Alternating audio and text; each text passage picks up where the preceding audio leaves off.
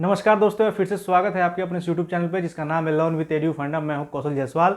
और जैसा कि आपको पता है दोस्तों कि आगामी परीक्षा में जो सुपर टेट है, जो जूनियर वाला, उसकी डेट लगभग कंफर्म है। अभी एडमिट कार्ड इशू नहीं हुए हैं, लेकिन जैसे संभावित डेट बताया जा रहा है कि 18 अक्टूबर को होगा। तो दोस्तों उसी के मद्देनजर रखते हुए आज की प्रैक्टिस सेट स्टार्ट करते हैं सुपर टेट की, जिसमें कुछ प्रीवियस ईयर क्वेश्चन है, एकदम एज इट इज़ पैटर्न पे आधारित क्वेश्चन मैंने सेट किए हुए हैं दोस्तों। जिसमें करंट अफेयर है, कुछ एंशियंट है, हिंदी के क्वेश्चन है, कुछ इंग्लिश के क्वेश्चन है दोस्तों। और आपको पता ही है कि इस समय का जितना जल्दी से अधिक प्रैक्टिस सेट हम लोग सॉल्व करें वही हमारे लिए बेनिफिट है। चलिए दोस्तों, तो आज की क्लास स्टार्ट करते हैं। हमारा पहला क्वेश्चन है, निम्नलिखित में से कौन सा समूह टोक्यो ओलंपिक्स 2020 के आईओएस प्रयोजक समूह में शामिल हुआ है? जी हाँ दोस्तों, निम्नलिखित में से कौन सा समूह टोक्यो ओलंपिक्स 2020 के आईओएस प्रयोजक समूह में शामिल हुआ है? रिलायंस ग्रुप, टाटा ग्रुप, भारतीय एयरटेल या फिर अडानी ग्रुप? जी हाँ दोस्तों, इसका आंसर बताएं। उम्मीद है आपने आंसर दे दिया होगा दोस्तों। तो जैसा कि आपको पता है, ये टोक्यो ओलंपिक्स 2020 के आईओएस प्रोजेक्ट समूह में कौन सा शामिल हुआ है दोस्तों? अडानी ग्रुप। अडानी ग्रुप इस बार टोक्यो ओलंपिक 2020 के आईओएस प्रोजेक्ट में शामिल हुआ है। सेकेंड है हमारा, निम्नलिखित में से किसे Indian federation of United nation association मतलब IFUNA का अध्यक्ष नियुक्त किया गया है? आरबी रमना, शंभुनाथ श्रीवास्तव, अजय त्यागी और कुलदीप भूषण? बताएं दोस्तों। तो आपको पता ही है दोस्तों कि सुपर टेट में करंट अफेयर काफ़ी वेटेज है, जीएस पोर्शन काफ़ी स्ट्रॉन्ग करना पड़ेगा और करंट अफेयर के क्वेश्चन आने ही आने हैं। तो जो हमें जनवरी से लेकर सितंबर तक के करंट अफेयर को एकदम अपडेट करके एकदम समझ रट घोल के पी जाना है। और आपको पता है कि हमारे चैनल पे जो पवन सर हैं वो करंट अफेयर की क्लास लेते हैं। और आपको पता है कि अभी हाल ही में आई थिंक कल की क्लास में उन्होंने पूरे सितंबर के करंट अफेयर 1-2 क्लास में ख़त्म कर दिया है दोस्तों, ख़त्म कर दिया है। तो आपको बस जिन्होंने करंट अफेयर अब से अपडेट नहीं हुए हैं वो क्लास जाएं दोस्तों, देखें, PDF टेलीग्राम से प्राप्त करें और उसे बस पढ़ लें, क्योंकि अब ज़्यादा टाइम नहीं बचा है हमारे पास।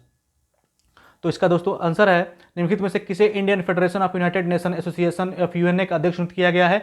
आरबी रमना, शंभुनाथ श्रीवास्तव, अजय त्यागी या कुलदीप भूषण? तो हमारा दोस्तों आंसर कौन सा है? शंभुनाथ श्रीवास्तव। इन्हें ही IFUNA का अध्यक्ष नियुक्त किया गया है। नेक्स्ट है हमारा, anomalies in law and justice, anomalies in law and justice नामक पुस्तक किसने लिखी है? RV Ravindran, NV Raman, S Bobde या फिर दीपक कुमार? बताएं दोस्तों, किसने लिखा है? उम्मीद है आपने आंसर दे दिया होगा। तो दोस्तों, anomalies in law and justice की किताब किसने लिखी है दोस्तों? RV रविंद्रन ने लिखा है इसको। नेक्स्ट है हमारा, हाल ही में भारतीय रेलवे ने किस स्टेशन पर देश के पहले movable fresh water tunnel aquarium की स्थापना की है? दोस्तों, movable fresh water tunnel aquarium की स्थापना की है? Bengaluru station, Delhi station, Gorakhpur railway station या फिर मुंबई रेलवे स्टेशन? उम्मीद है आपने आंसर दे दिया होगा दोस्तों। तो इतने अच्छे काम दोस्तों, शुरुआत बेंगलुरु स्टेशन से ही होगा, जो IT का हब है, आपको पता ही होगा। नेक्स्ट है हमारा, गुप्त वंश के हिस्ट्री के क्वेश्चन डालेंगे इसमें दोस्तों। गुप्त वंश के अंतिम स्वीकृत सम्राट कौन थे? मतलब गुप्त वंश का अंतिम सम्राट पूछ रहा है, कौन है? क्या समुद्रगुप्त है, अशोक है, बिंबिसार है या फिर विष्णुगुप्त है? बताएं दोस्तों।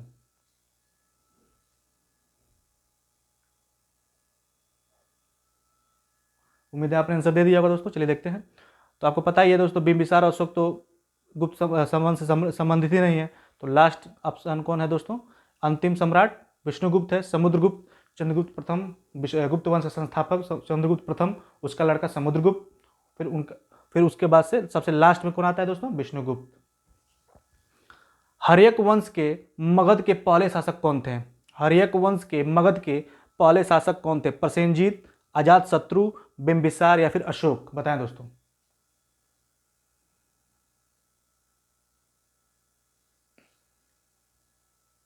उम्मीद है आपने आंसर दे दिया होगा दोस्तों। तो आपको पता है हर्यक वंश के मध्य के पहले शासक कौन थे दोस्तों? प्रसेनजीत।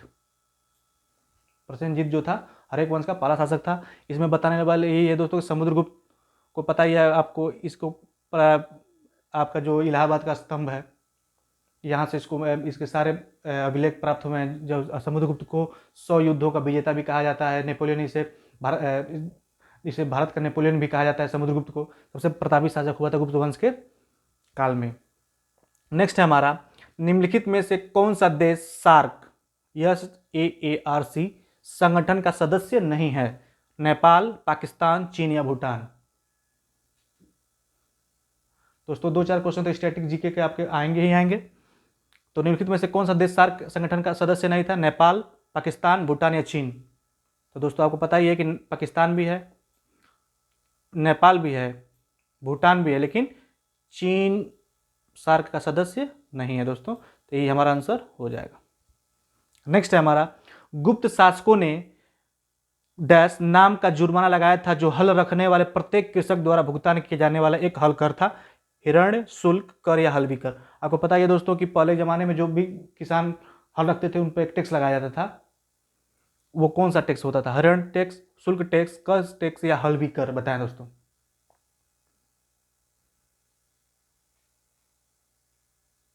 उम्मीद है आपने आंसर दे दिया होगा दोस्तों। मैं ज़्यादा टाइम नहीं लूँगा दोस्तों, क्योंकि हमने बहुत पढ़ लिया, बहुत एक्सप्लेन हो गया। बस आप प्रैक्टिस जल्दी जल्दी जितना क्वेश्चन जल्दी अधिक से अधिक करवा सकूँ आपको। तो दोस्तों गुप्त शासकों के समय जो हल रखने के जो कर लगता था उसे क्या कहा जाता था दोस्तों? हल्वी कर कहा जाता था। नेक्स्ट है हमारा, शहर यांगत्जी नदी के मुहाने पर, कौन सा शहर यांगत्जी नदी के मुहाने पर स्थित है? क्या वो लासा है, ग्वांगझो है, बीजिंग है या फिर शंघाई है? बताएं दोस्तों।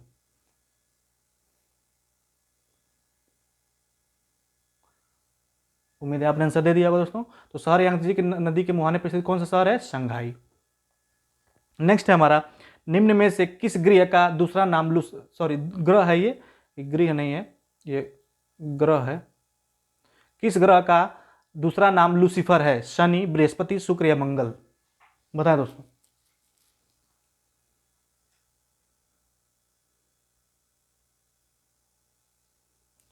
तो इसका आंसर हो जाएगा दोस्तों शुक्र। शुक्र को लूसीफर कहा जाता है, मंगल को लाल ग्रह कहा जाता है, बृहस्पति सबसे बड़ा ग्रह है, शनि को जानते ही हैं आप। इसका एक बड़ा अच्छा ट्रिक होता है दोस्तों, माई एफिशिएंट मदर ऑफर्ड मी ए नट्स। इसको आप PDF में एक डाल दूंगा ये, ताकि आपको सारे ग्रह के पता चले कौन नज़दीक है, कौन सा ग्रह सूर्य से कितना दूर है, कौन अंतर वाला ग्रह है, कौन बाहरी ग्रह है, ये सब आपको पता चल जाएगा।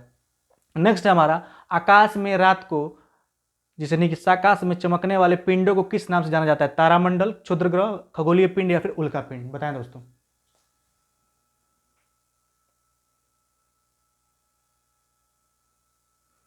उम्मीद है आपने आंसर दे दिया होगा दोस्तों। तो इसका आंसर क्या हो जाएगा? खगोलीय पिंड।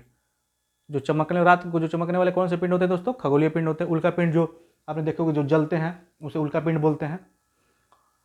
बोर्रा गुफाएं भारत के पूर्वी तट पर निम्नलिखित पहाड़ियों में से किस पहाड़ी पर स्थित है? कौन सा दोस्तों? बोर्रा गुफाएं। कौन सा? बोर्रा गुफाएं भारत के पूर्वी तट पर निम्नलिखित पहाड़ियों में से किस पहाड़ी पर स्थित है? नालमाला हिल्स, नागरी हिल्स, हर्सले हिल्स या फिर अनंतगिरी? बताएं दोस्तों।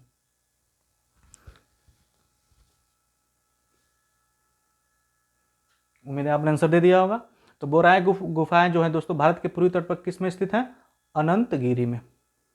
नेक्स्ट है हमारा, निम्नलिखित में से किसे पहले द लेडी बालिंगडन पार्क के रूप में जाना जाता था? मतलब इन चारों पार्कों में से कौन सा ऐसा पार्क है जिसे पहले द लेडी बिलिंगडन पार्क के रूप में जाना जाता था? क्या वो लोधी गार्डन्स है, डियर पार्क है, मुगल गार्डन्स या फिर बुद्ध जयंती गार्डन्स है? बताएं दोस्तों।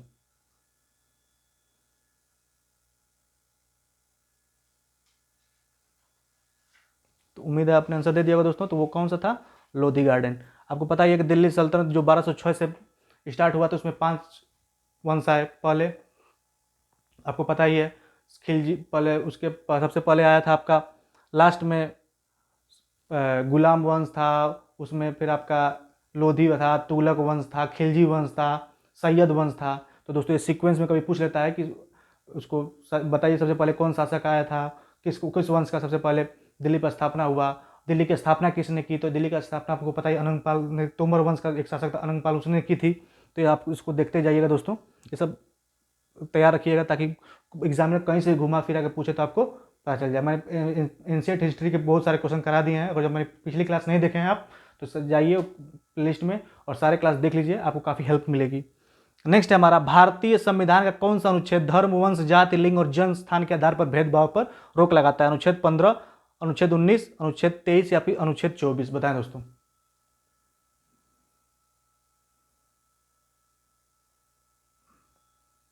उम्मीद है आपने आंसर दे दिया होगा। तो दोस्तों, भारतीय संविधान का कौन सा अनुच्छेद धर्म, वंश, जाति या लिंग के स्थानों के आधार पर भेदभाव पर रोक लगाता है? तो अनुच्छेद 15, जिसे समानता का अधिकार भी बोलते हैं। नेक्स्ट है हमारा,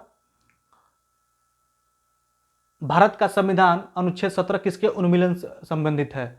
मतलब इन चारों में से कौन सा भाग अनुच्छेद 17 है जिसके जड़ से खत्म करता है? क्या सती प्रथा है, उपाधियों का अंत है, दास प्रथा है, फिर अस्पृश्यता है? बताएं दोस्तों। ये हिंदी गलत है, अस्पृश्यता का, लेकिन अब बस आप समझने के लिए बता दीजिए, अस्पृश्यता का अंत। तो आंसर यही होगा दोस्तों, भाग 17 जो अनुच्छेद है, अनुच्छेद 17 है संविधान का, जो अस्पृश्यता का अंत करता है, ये भी समानता के अधिकार में ही आता है। तो हमारा आंसर ये हो जाएगा।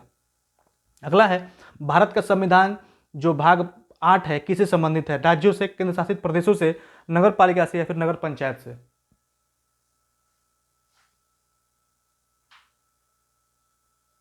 उम्मीद है आपने आंसर दे दिया होगा दोस्तों। तो केंद्र शासित प्रदेशों से संबंधित है भाग 8। नेक्स्ट है हमारा, भारत के संविधान में अनुच्छेद डैश की प्रविष्टि द्वारा पिछड़े वर्गों के लिए राष्ट्रीय आयोग एनसीबीसी का गठन किया गया था? क्या है वो? 328 बी, 328 ए, 338 ए या फिर 338 बी? बताएं दोस्तों।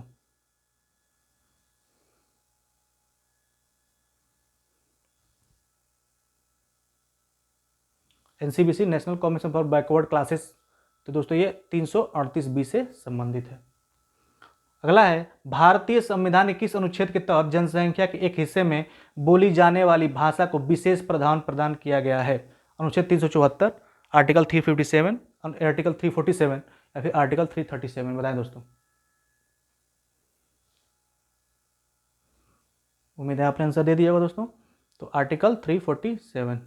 मैं दोस्तों ज़्यादा एक्सप्लेन नहीं कर रहा हूँ क्योंकि प्रैक्टिस सेट है दोस्तों, एक टेस्ट योर सेल्फ, स्वयं को जांचने के लिए बनाया गया है, इसलिए ज़्यादा से ज़्यादा अधिक से अधिक प्रैक्टिस सेट करा सकूँ, इसलिए ज़्यादा से एक्सप्लेन नहीं कर रहा हूँ दोस्तों।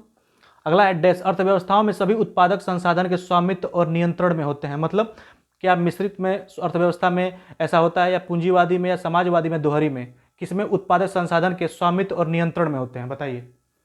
मिश्रित, समाजवादी, पूंजी या दोहरी? तीन तरह की दोस्तों पूंजी होती है, मिश्रित पूंजीवाद, पूंजीवादी या फिर समाजवादी। दोहरी से कोई मतलब नहीं है। तो इसमें अर्थव्यवस्थाओं में सभी उत्पादक संसाधन के स्वामित्व और नियंत्रण में होते हैं, मतलब सरकार के नियंत्रण में होता है। तो दोस्तों कौन सा है आपका? समाजवादी। नेक्स्ट हमारा, मूल्यह्रास की टूट फूट के लिए एक वार्षिक भत्ता है, चल रहे प्रोडक्ट पे, या फिर तैयार जो प्रोडक्ट तैयार हो गया है, या फिर लैंड के लिए है, या फिर पूंजीगत वस्तुओं में है? बताएं दोस्तों कौन सा होगा इसमें?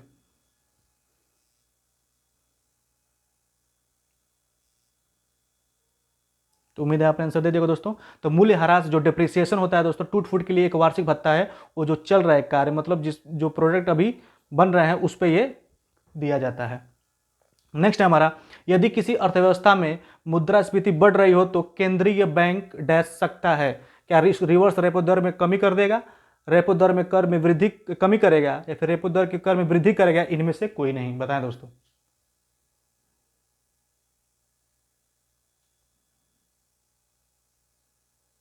उम्मीद है आपने आंसर दे दिया होगा दोस्तों। तो यदि किसी अर्थव्यवस्था में मुद्रास्फीति बढ़ रही हो तो केंद्रीय बैंक रेपो दर के कर में क्या कर देगा? वृद्धि कर देगा।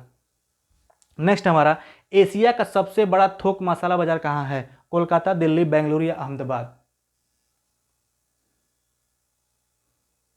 तो दोस्तों पता ही है कि आपको मसाले के लिए भारत जाना जाता है, मसाले और फैब्रिक्स के लिए तो भारत जाना जाता है। और उस समय आपको पता ही है कि वास्को डिगामा भी जो आया था, और चाहे मार्को पोलो आया था, ये सब मसाले के लिए आया था। और हमारा साउथ जो है मसालों के लिए फेमस है, और फैब्रिक्स। तो दोस्तों सबसे बड़ा थोक मसाला बाजार कहाँ है? दिल्ली में। भारत में कौन सा शहर पारंपरिक कढ़ाई शैलियों में से एक चिकनकारी के लिए प्रसिद्ध है? उदयपुर, हैदराबाद, अहमदाबाद या लखनऊ? आप लोग भी दोस्तों पढ़ा होगा, पहना होगा, चाहे घर के लोग पहनते होंगे, चिकन कुर्ता हुआ, हाँ, चिकन का सूट हुआ, ये सब कहाँ है दोस्तों? चूँकि यूपी के लिए एग्जाम है तो ये इंपॉर्टेंट हो जाता है दोस्तों, ये लखनऊ के लिए फेमस है। जो कढ़ाई शैलियों में चिकनकारी के लिए प्रसिद्ध है, कौन सा? आपका लखनऊ। नेक्स्ट है हमारा, कर्नाटक के किस जिले में ब्रह्मगिरी वन्यजीव अभ्यारण्य स्थित है? कर्नाटक के किस जिले में ब्रह्मगिरी वन्यजीव अभ्यारण्य स्थित है? हसन, उडुपी, मंड्या, कोडागु?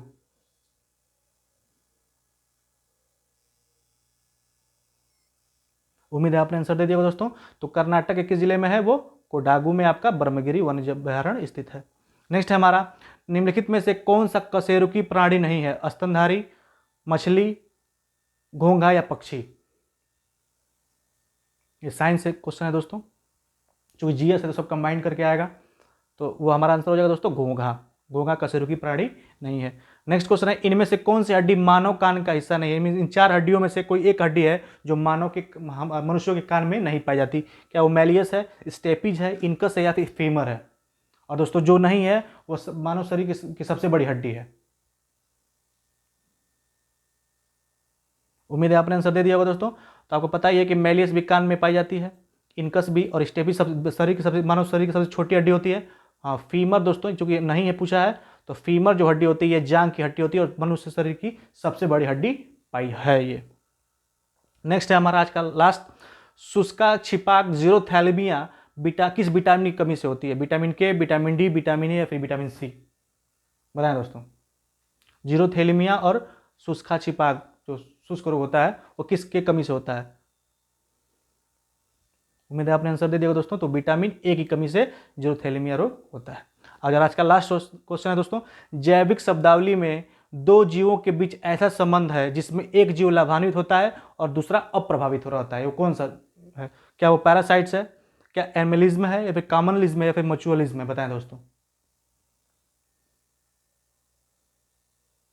उम्मीद है आपने आंसर दे दिया होगा। तो दोस्तों वो कौन सा है? आपका कॉमनलिज्म, जिसमें एक जीव में ऐसा संबंध होता है जिसमें एक लाभान्वित होता है और दूसरे कोई प्रभाव नहीं पड़ता, तो कॉमनलिज्म होता है दोस्तों। और अगर परजीविता जिसमें एक के लाभान्वित हो रहा है दूसरे को हानि हो जाता है, वो क्या होते हैं? पैरासाइट्स होते हैं। तो उम्मीद है आपको ये वीडियो पसंद आई होगी दोस्तों। इसकी पीडीएफ के लिए आप हमारे टेलीग्राम लिंक को ज्वाइन कर सकते हैं। तब तक के लिए पढ़ते रहें, मिलते हैं नेक्स्ट क्लास में। धन्यवाद।